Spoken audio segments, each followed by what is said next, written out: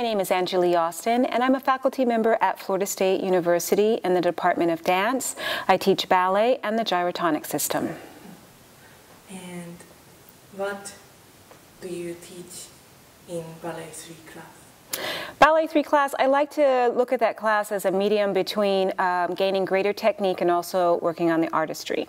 So it's very helpful and I think useful for them to be challenged in that way so that they understand that you have to groom and develop the artistry just as much as you do the technique. So we start at the bar. My bar I usually like to think of as strength building. Some people may look at it as simplistic, but it's usually those first exercises that we begin to train as a dancer that begin to strengthen the musculature, the spine, the abdominals, the upper body strength to be able to carry the more advanced exercises that we begin to do as we become more seasoned dancers and working with companies. So that's pretty straightforward and just really about getting the musculature and the technique strengthened and prepared for the work that comes at the center.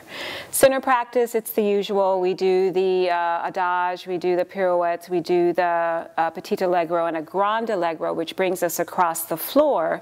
But my focus changes a little bit more to beginning to encourage the dancers to find their own voice, find their own personality, find their own personal statement that they can show through dance. By dancing. I also am pretty conscious of trying to encourage the dancers to work with confidence even in moments where they may not feel confident at all. Because so often what starts to happen on stage is we may blank out, you may be thrown into a piece, and you really may not be that clear about what should happen next or what direction you're going in, but you still have to be able to exude that kind of confidence in the midst of all else that may be going on and all else that you may be thinking. So trying to also encourage them to use those tools and develop that type of work in the center practice as well. You mentioned the personal voice through learning. Why is that important?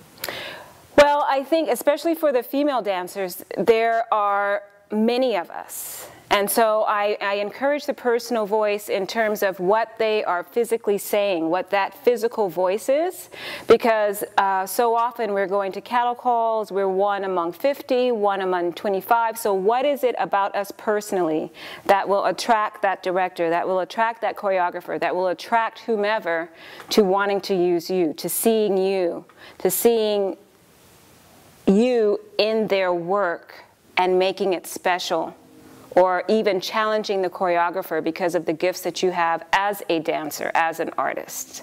So that's what I mean about developing the physical voice, is being able to own the work, movement quality, or movement choreography that you've been given to the point that you make it look like it's yours, that you have something special to give to it. It's not simply an exercise. And you are in San Francisco Ballet?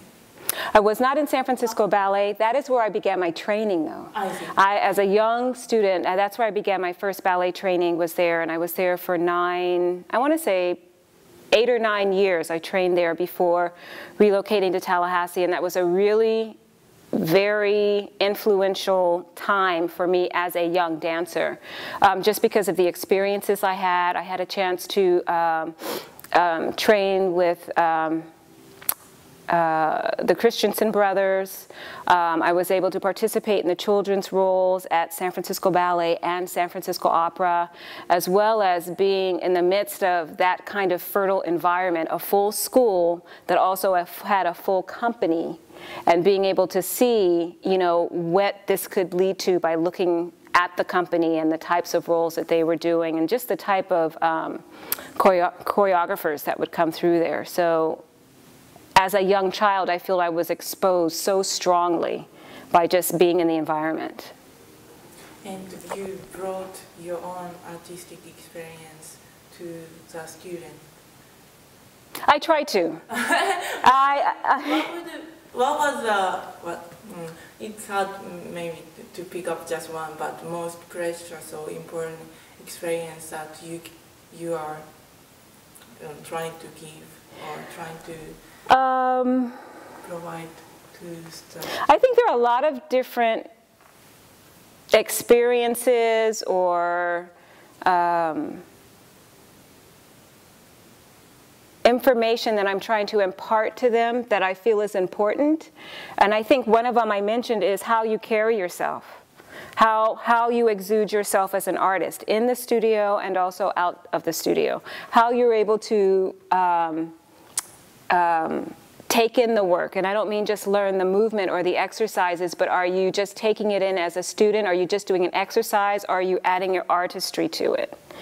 Just because I feel that so often I've seen so many talented dancers that come in and their talent is in the studio and they don't quite understand how to transfer it to an artistic place, or they remove themselves artistically from the work. And a lot of times we're seen in the studio by choreographers, or people see us in class, and that's where they're interested in working with us. They don't see us on stage first. They usually see us in class, unless you are in a company and you have a chance to perform a lot. So I think to me it's imparting to them that it's important to be able to work the class like you're performing. You know, because we have to perform when we're ill. We have to perform when we have personal situations that are uncomfortable.